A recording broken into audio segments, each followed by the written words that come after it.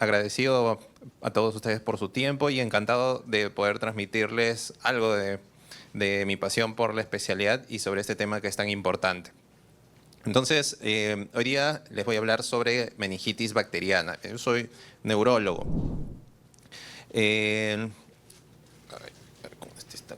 Ok, en primer lugar, recalco muy bien la especialidad de neurología porque lo primero que tenemos que ver, sea lo que sea que veamos en lo referido al sistema nervioso, lo primero que tenemos que detectar siempre para no confundirnos y para abordar a un paciente con este problema neurológico sea un agujero negro, ¿no? A veces navegar sobre aguas no sondeadas para nosotros.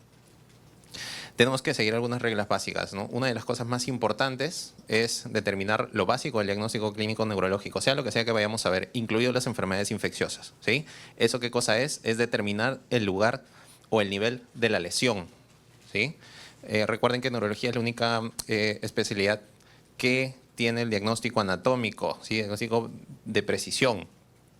Y ese es el primer paso o lo más elemental para poder llegar a un diagnóstico correcto, ¿sí? En el caso, como les comentaba, de enfermedades infecciosas, esto también es cierto. En primer lugar, antes de hablar de meningitis bacteriana como tal, debemos saber que en los síndromes clínicos en infecciones, ¿ya?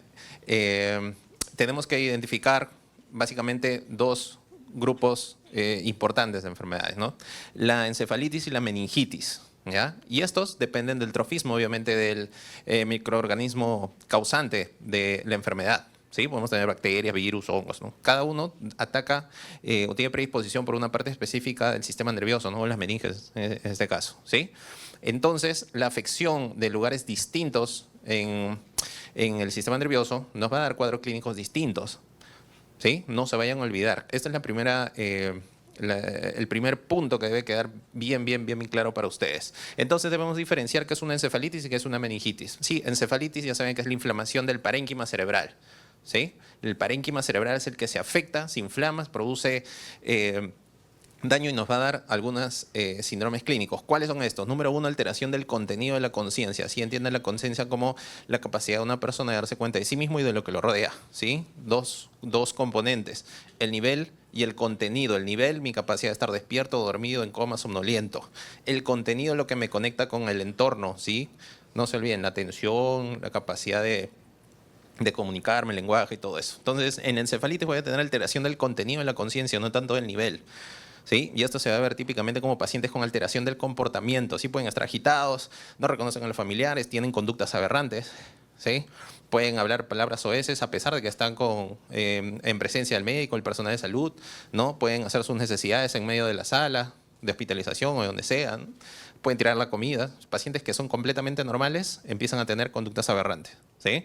Alteración del contenido de la conciencia. Y también crisis epilépticas, ¿sí? Es bastante común que ingresen con crisis epilépticas. Recuerden, las crisis epilépticas son la manifestación clínica, ¿sí? De una descarga anormal, paroxística, hipersincrónica, anormal de la corteza cerebral. Si la corteza cerebral está afectada, está inflamada, esto se va a manifestar como crisis epilépticas también, ¿sí? Por otro lado, vamos a tener las meningitis, esa es inflamación de las meninges, ¿no? Específicamente la leptomeninges, ¿ya? Si es que hablamos de problemas infecciosos, ¿no? Acá vamos a tener que la alteración de la conciencia va a ser mayor en el nivel, ¿sí? El paciente acá va a estar somnoliento, ¿no? Poco a poco, ¿no? Eso va a ser progresivo. Puede cruzar con fotofobia, cefalea, ¿no? Recuerden que las meninges duelen, ¿no? El parénquima cerebral no duele, ¿sí? Entonces la cefalea va a ser más característico de la afección de las meninges. Y obviamente náuseas y vómitos. Entonces, finalmente ustedes dirán, pero al final el paciente ingresa con todo, ¿no? Está somnoliento, no sé cómo habrá empezado. Sí, muchas veces los pacientes hacen meningoencefalitis y pueden empezar por uno y terminar en el otro, pero casi todos terminan teniendo los dos. Pero es vital, ¿ya? Es fundamental que nosotros identifiquemos el síndrome clínico frente al cual estamos, el cual estamos tratando, ¿sí? Porque ya saben que el manejo casi siempre va a ser empírico, ¿sí? Yo no sé qué germen está atacando a este paciente, ¿sí? Los cultivos demoran. Vamos a ver el análisis del líquido cefalorraquídeo, no es diagnóstico muchas veces, ¿no? O es ambiguo, ¿sí? Tiene varias aristas que hay que considerar. Entonces, hacer esta disquisición es probablemente lo más importante que nosotros tenemos para poder abordar un paciente con infección del sistema nervioso, ¿sí? Distinguir estos síndromes. Recordando, pues, obviamente la encefalitis es causa viral, ¿no? Acá empíricamente voy a utilizar aciclovir, ¿no? En la meningitis bacteriana, ¿no? Que es lo más frecuente por lejos, yo necesito utilizar antibióticos, ¿sí? Entonces, ya entienden por qué es tan importante que yo sepa qué cosa está causando el cuadro clínico de este paciente, ¿sí? Entonces, no se olviden la diferencia entre encefalitis, meningitis. Ahora, entrando ya específicamente en lo que es meningitis bacteriana, ¿ah? Recuerden que es una meningitis aguda, ¿sí? Este paciente viene, amanece bien, ¿ya? En la tarde ya se encuentra completamente deteriorado. Ya está en emergencias, ya está tóxico, probablemente requiere ventilación mecánica, ¿sí? Es un cuadro bastante agudo, bastante agresivo, ¿ya? Es una enfermedad con alta mortalidad y morbilidad, ¿sí? Hoy, año 2025, sigue teniendo alrededor de un 30% de mortalidad, ¿no? Ni qué decir la discapacidad que puede quedar después. Ha habido, sí, durante la historia, cambio epidemiológico por las vacunas, ¿no? Hay un shift en la prevalencia de los agentes infecciosos, ¿no? Sobre todo una caída estrepitosa del Haemophilus, ¿no? Grandes campañas de vacunación en la historia. Y recuerden que esto es una emergencia neurológica, ¿ya? Antes de conversar, conversábamos con el doctor Solari de neurología. Muchas veces es una especialidad que muchas veces se subestima, ¿no? Entonces, como el paciente muchas veces tiene algunas quejas de las cuales yo no puedo saber realmente si es que el paciente verdaderamente las tiene, ¿no? Por ejemplo, el paciente puede venir y dice, me duele el brazo, no me duele, y yo como sé que le duele, ¿no? Capaz está haciendo, puede ser psiquiátrico, ¿no? Pueden haber pacientes, sobre todo si es mujer joven, ¿no? Es típico, claro, porque en la emergencia, 3 de la mañana, le duele la cabeza, ¿no? ¿Y te has peleado con el enamorado? Sí, alta, ¿no? Clonazepam y alta, ¿no? Termina siendo meningitis, HCAs, ¿no? Es común, no es tan raro. Entonces, por eso le digo, muchas veces el paciente neurológico es subestimado. Hay pacientes que, es típico, un paciente con miastenia gravis, por ejemplo, ¿no? Que están años, ¿no? Tratamiento psiquiátrico, ¿no? Ansioso. Entonces, es bastante común, ¿ya? Lo mismo, casi lo mismo sucede en paciente en la emergencia, ¿no? Cuando ustedes ven un paciente con dolor torácico, todo el mundo corre, ¿no? Como pollo sin cabeza, ¿no? Sí, va, que pasa trauma shock, no, tiene que ver que lo vea tal, que lo vea el especialista, que lo vea... Pero llega un paciente con un problema neurológico y, ay, no, que espere, ¿no? Como no habla, no da datos, es un abuelito, ¿no? ¿Sabes? Entonces está ahí, ¿no? Está ahí y nadie le presta la atención. Entonces, hay muchas veces que estos pacientes, sí, pues que ingresan con alteración de conciencia, son meningitis, ¿no? Y están esperando tal vez, bien la tomografía, ¿no? Como muchas veces yo no sé examinar la parte neurológica, toma la tomografía, ¿no? Si no hay nada, ya veremos qué hacemos. Sí, pasan las horas, y vamos a ver que la mortalidad aumenta, ¿ya? Conforme va pasando el tiempo, se multiplica.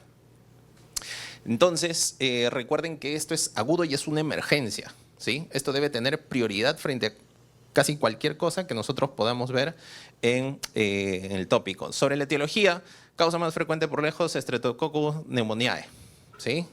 En los porcentajes puede variar dependiendo la fuente que revisen, si es de Europa, si es de Asia, ¿no? Pero casi o siempre el neumococo va a ser el más frecuente, ¿no? En segundo lugar, la Neisseria, ¿no? El meningococo. Y también vamos a tener otras causas, ¿no? Que siempre va a ser alrededor del 10-5%, ¿no? Tenemos Listeria, Haemophilus, Aureus, ¿no? Y existe otra categoría de meningitis nosocomial incluso, ¿no? Que no la vamos a tocar ahora porque es otro mundo. ¿Ya? Entonces, no se olviden, el neumococo es la causa más frecuente, ¿sí? Existen causas virales también, no se olviden. ¿Ya? Existen causas virales. Dentro de todos los virus, ¿quiénes son los que producen esto? Enterovirus, ¿no? Coxsackie, ECO, ¿ya? No se olviden. Entonces, ¿cuáles son las manifestaciones clínicas de estos pacientes? Es un paciente en mal estado general, ¿sí? No es un paciente que puede darle los síntomas, ¿no? O sea, que es, doctor, sí, hace 5 horas me empezó el dolor de cabeza punzante en región temporal, que progresa tal, que aumenta con la tos. No, probablemente vaya a estar desorientado, somnoliento, ¿no? Irritable, ¿ya? Va a ser, por lo general, el paciente en mal estado general. Evolución aguda, ¿sí? Una de las perlas semiológicas que... muchas veces no se transmiten, ¿no? Es hacer una historia clínica adecuada, ¿no? Eso es fundamental y vital. Hoy por hoy, en año 2025,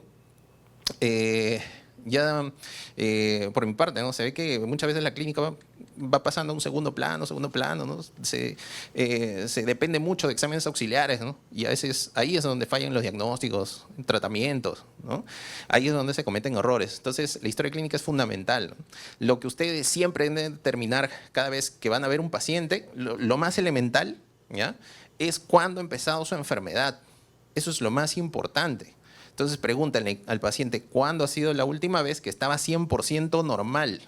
¿Sí? Muchas veces le va a decir, ah, sí, viene con un problema un día.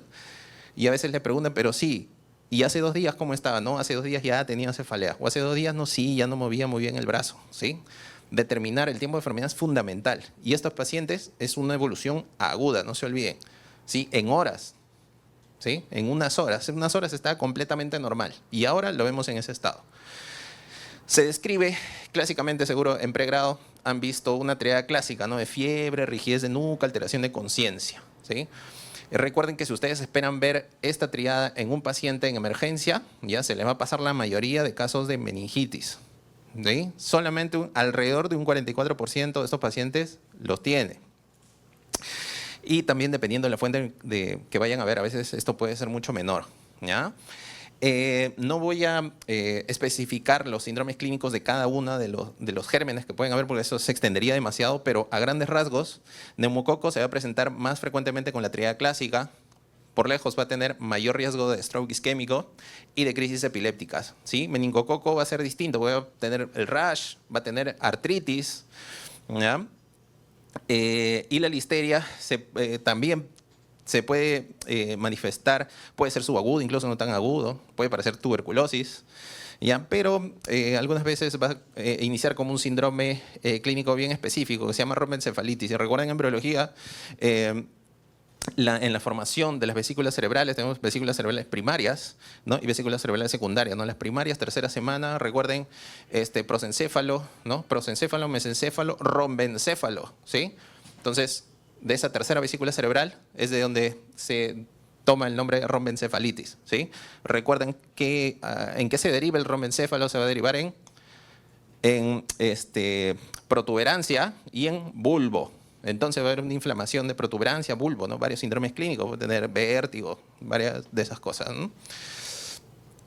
Este cuadro viene del estudio pivotal súper referenciado, ¿ya? Sobre meningitis bacteriana, ¿ya? Del año 2004, es antiguazo, ¿sí? Súper antiguo, pero de acá sacan varios datos epidemiológicos que les estoy comentando, ¿no? Fíjense ahí, nos dice que la triada se ve alrededor de 44%, ¿ya?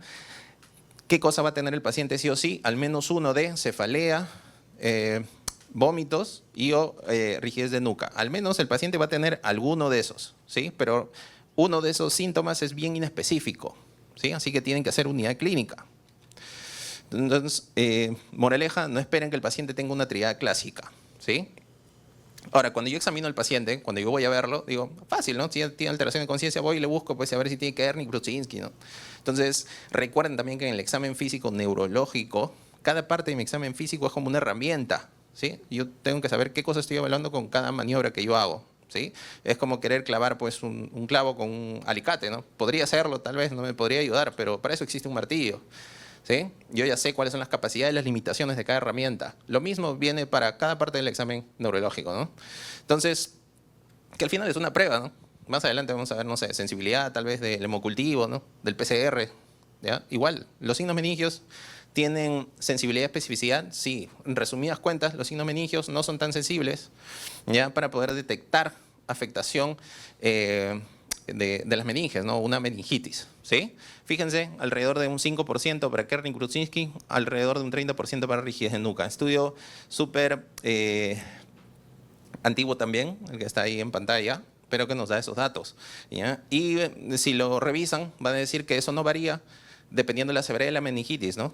O sea, ¿a qué se refiere severidad? Por ejemplo, con 10 células, esa es la sensibilidad. Si el paciente tiene más de 1000 células, o sea, está peor, en peor condición, está más inflamado, eso aumenta un poco, pero no cambia mucho el panorama, ¿sí? Así que no pueden depender de los signos meningios. Si el paciente no tiene Kernig, no tiene Brudzinski, ¿ya? Eso no quiere decir que no tenga meningitis, ¿sí? Y lo otro, hay que saber interpretarlos también cómo se hace, ¿no? Porque, por ejemplo, Kernig nunca describe el dolor, ¿no? Cuando se hace su maniobra. Pero sin embargo, mucha gente interpreta que si el paciente siente dolor, ¿no? Cuando hace la maniobra de Kernig, es positivo. Pero originalmente eso no está descrito, ¿no? en la maniobra de Kernig. Entonces, hay que tener eso en cuenta. Muy bien, tenemos un cuadro clínico, a mi examen físico, que puede ser muy variable, puede haber paresia, pueden haber muchísimas cosas, ¿ya? Finalmente, ¿qué cosa me va a ayudar o qué cosa va a ser también un pilar fundamental? ¿Ya? El análisis del líquido cefalorraquídeo. Pero obviamente yo no voy a llegar a esto si es que yo no sospecho que el paciente puede tener una meningitis bacteriana, ¿sí? Entonces es importante entender todo lo que hemos visto hasta ahora, ¿no? Líquido cefalorraquídeo. Entonces, ¿qué vamos a ver acá? Lo típico de pregrado, ¿no? ¿Qué cosa vamos a tener acá? Pleocitosis, apredominio polimorfo nuclear con hiperproteinorraquia e hipoglucorraquia. Sí, eso es lo típico, ¿ya? Pero hay que saber interpretarlo. Eso es lo que nosotros aprendemos en pregrado, ¿sí? Pero cuando uno ve la realidad, ya cuando ve un montón de pacientes con meningitis, un montón de etiologías, se van a dar cuenta que eso le puede dar, por ejemplo, una encefalitis herpética aguda. Sí, pero doctor, los virus no consumen glucosa. Sí consumen glucosa. El herpes consume glucosa. No siempre, pero sí es frecuente. ¿Sí? ¿Me entiende? La tuberculosis, no, pero la tuberculosis eleva linfocitos. No. Hasta un 15% de los pacientes puede tener predominio polimorfonuclear en la primera semana y hacer un shift, ¿sí? Puede cambiar. Entonces, si yo no tengo un cuadro clínico y yo solamente dependo de un líquido cefalorraquídeo, voy a cometer errores, ¿sí? Le voy a dar tal vez tratamiento antibiótico o una encefalitis herpética, ¿sí? Para eso ya saben identificar una encefalitis, tal vez de una meningitis, ¿sí? Entonces, por eso es importante que ustedes sepan interpretar los estudios clínicos en el contexto correcto, ¿no? Ahora, existe un amplio espectro en la meningitis bacteriana, en los hallazgos de líquido cefalorraquídeo. Fíjense que puede haber características normales, ¿sí? La glucosa podría estar normal, las proteínas pueden estar bajas, las células puede que no sean lo que se describe, ¿no? Típico que le digan, no, más de 1000 células es típico de la bacteriana. No, no necesariamente puede estar en 1000, puede estar en 100, 200. ¿Ya? Y hasta un 12% puede tener ninguna de esas características patológicas. Imagínense, ¿puede haber meningitis bacteriana con líquido cefalorraquídeo normal? Podría haber. Depende del contexto clínico del paciente, ¿no? Entonces, en ese caso, si mi sospecha es alta, ¿yo qué cosa debo hacer? Obviamente, punción lumbar en unas 48, 72 horas, ¿no? El Gram tiene una sensibilidad del 50 al 90% también. ¿Sí? No es que, claro, fácil, ¿no? Sale pus ahí, claro, vamos a ver qué germen puede salir solamente en un 50% el germen que causa esta enfermedad, ¿no?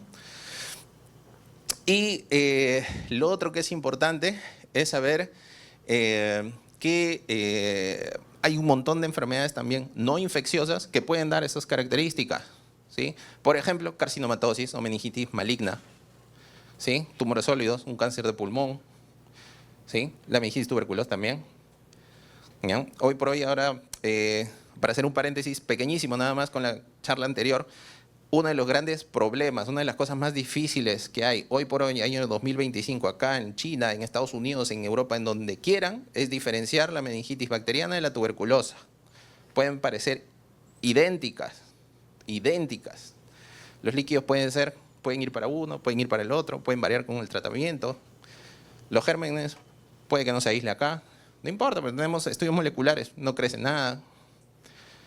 Y añadido a eso, saber que existen otras enfermedades autoinmunes que también te pueden causar meningitis, ¿no? BCE, por ejemplo, ¿no? AR. Ya tienen malignidad, tienen autoinmunes. E incluso puede pasar que el paciente, imagínense, tenga, por ejemplo, VIH, ¿no? VIH está haciendo meningitis y me dije, oye, pero no crece nada, pero le estamos dando té, le estamos dando esto, le estamos dando lo otro.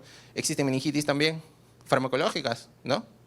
4 grupos importantes, antibióticos dentro de ellos, trimetropin, claro, si le están dando para el paciente por toxoplasmosis, puede estar haciendo meningitis por eso. Inmunoglobulinas, AINES, ¿sí? Y antineoplásicos. El paciente no necesariamente debe tener una infección, pero puede tener el líquido cefalorraquídeo normal, ¿sí? Entonces, teniendo esas condiciones, ¿no?, y consideraciones para el líquido cefalorraquídeo, el otro mensaje es importante: la tomografía nunca debe retrasar la punción lumbar, ¿sí? La tomografía, ahora, ¿no?, ya es casi una función vital, ¿sí? No les pasa, el paciente entra por tópico, tiene presión, tiene frecuencia cardíaca, pero ¡pum!, ya sale con su tomografía, ¿sí? Y ya sale con su tomografía. A veces no tiene ni glucosa y ya tiene una tomografía. Entonces, sobre todo cuando el paciente viene con alteración de conciencia, ¿no?, ya saben que es urgente, el paciente se puede morir, ¿ya? No, pero está haciendo cola para la tomografía detrás de la neumonía, detrás de la pancreatitis, ¿no?, detrás de tal vez el trauma, ¿ya?, para ver si es que se le puede hacer punción lumbar. Entonces, ya, esto es el cuadrito clínico en donde vemos las características del líquido típicas, ¿no? Lo que les comentaba, ¿no? Bacterias, sí, pues va a dar pelocitosis, hiperproteinorraquia, polucorraquia, pero las células que va a elevar van a ser polimorfonucleares, ¿no? El tuberculosis va a ser igualito, solamente que eleva polimorfos, perdón, mononucleares, linfocitos. Los virus, casi todo normal. Puede ser ligeramente elevado células, proteínas, glucosa normal. Y hongos puede ser bastante variable, ¿no? Puede ser igualito a la TB, es bastante variable, ¿no? Entonces vamos a ver algunas recomendaciones, ¿ya?, sobre el líquido. ¿Qué cosa debemos saber de acá? Que el líquido, además del estudio citoquímico, podemos utilizar otros parámetros, ¿ya? Algunos parámetros, por ejemplo, ¿qué podemos utilizar? El lactato, ¿no? El lactato es importante, me sirve. Muchas veces nos hemos, no decir peleado, de disquisición con neurocirugía, por ejemplo, ¿no?, porque hoy tienen que operar al paciente. No, pero tiene un lactato elevado, está infectado. ¿Me entienden? No, pero el lactato no es indicador de infección. ¿Sí? El lactato no es indicador de infección, para eso necesitan ver el paciente en un cuadro clínico correcto, ¿no? ¿El lactato puede estar elevado en meningitis bacteriana? Sí. ¿La tuberculosis cree que lo eleve más o menos que el lactato? Lo eleva más incluso, ¿sí? No hay un punto de corte establecido, pero en la evidencia a niveles totales sí tiene mayores niveles, ¿no? ¿Qué más lo puede elevar? Cáncer. ¿Sí? Varias cosas pueden elevar el lactato, no es específico del líquido cefalorraquídeo. Cuando sí tiene una indicación muy puntual y muy específica, sobre todo para los cirujanos, cuando el paciente es posoperado. Claro, si el paciente es posoperado, ahí sí, si tiene lactato 4, 5, 6, lo que sea, ahí sí eso es indicador de que el paciente tiene infección. ¿Sí? Por eso el otro punto importante es que deben de interpretar la evidencia en su contexto correcto, ¿sí? No pueden extrapolar indicaciones para un grupo en otro. ¿Qué más? Si es que el paciente no se puede hacer la punción lumbar, tiene contraindicación, no sé, problemas de trombocitopenia severa, está anticoagulado, ¿no? Capaz tiene una celulitis justo en la región lumbar. Nunca me ha pasado, ¿ya? Pero imagínense, ¿qué cosa puedo usar?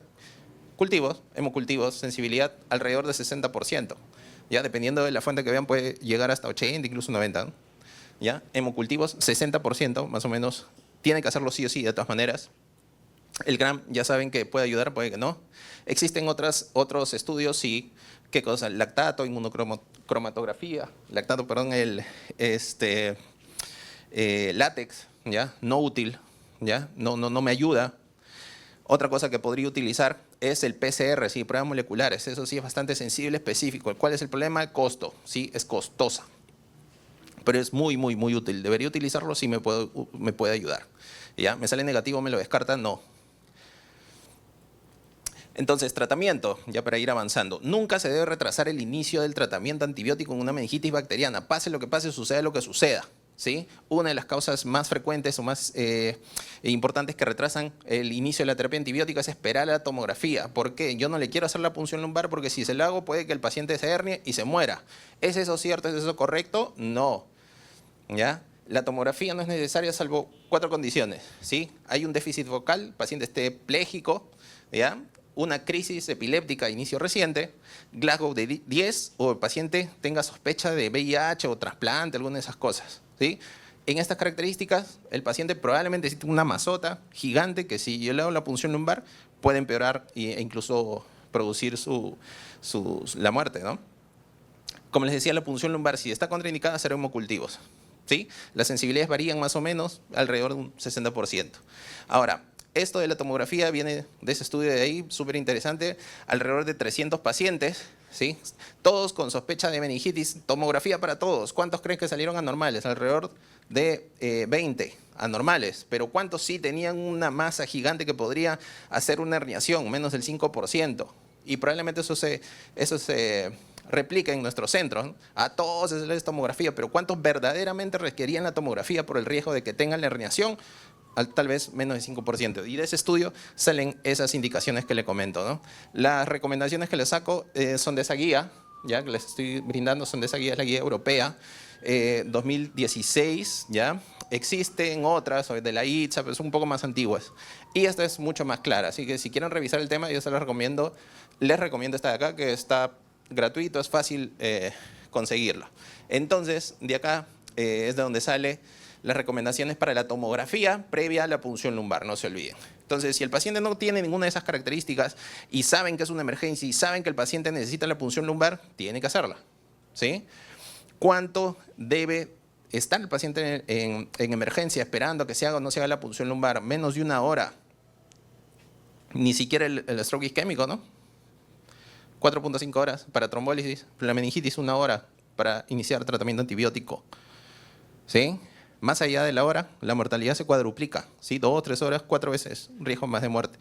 Y más allá de las 4 horas, el riesgo 13 veces mayor. Conforme va pasando el tiempo, más riesgo de muerte tiene ese paciente.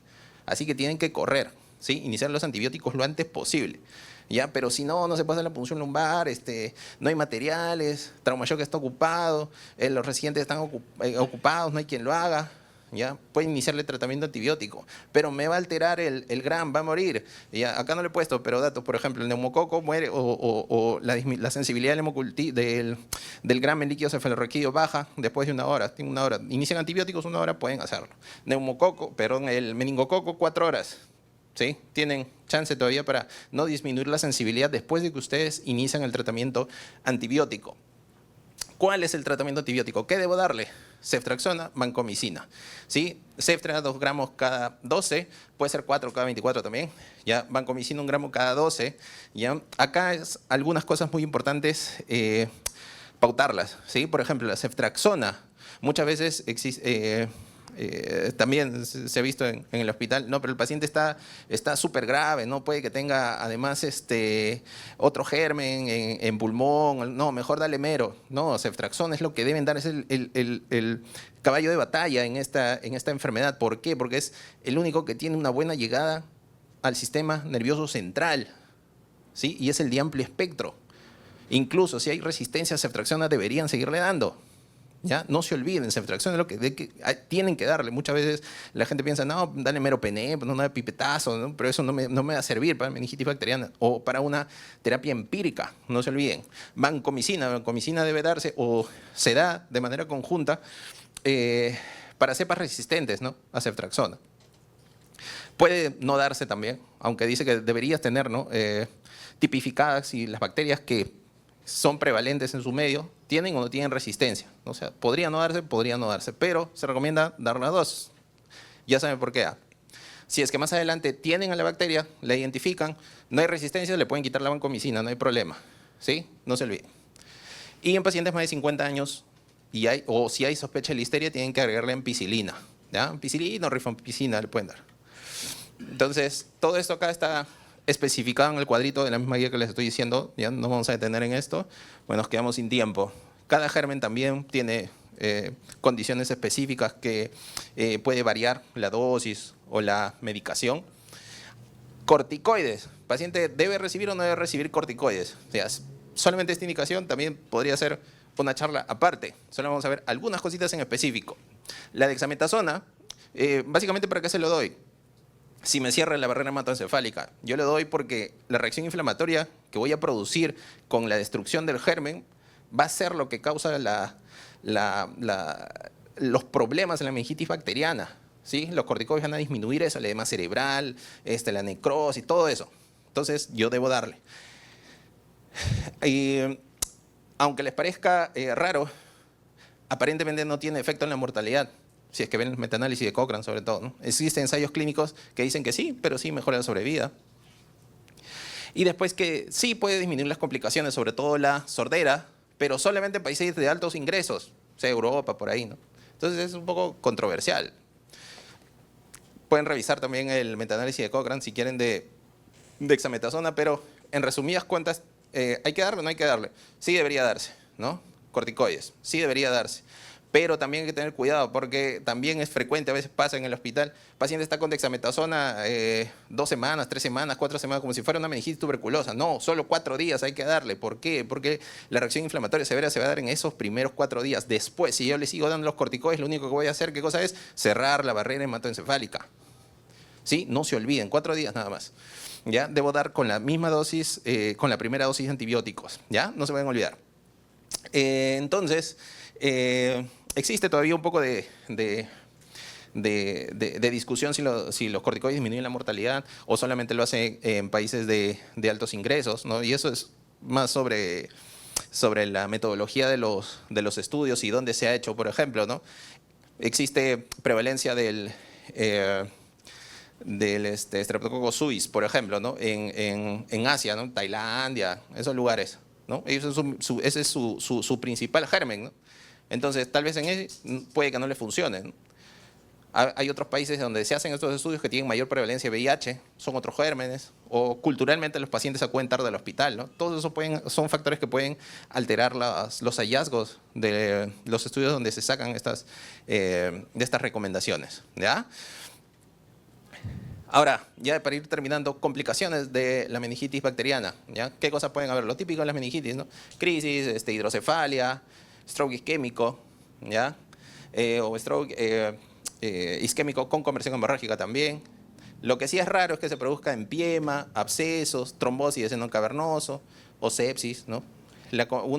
Después de la sobrevida, discapacidad que sí puede quedar muy aparte, si el paciente, obviamente si el paciente tiene un infarto gigante, sí, pues va a quedar plegico y todo eso, ¿no? Pero lo otro que queda es la pérdida de la audición, ¿sí? No se olviden. Para evitar esas complicaciones es donde se recomienda la dexametasona para mejorar la sobrevida, ¿ya? Y evitar estas complicaciones, no se olviden, ¿sí? Entonces, muchas gracias por su tiempo. Eso es todo ahora. No sé si tienen preguntas. Gracias.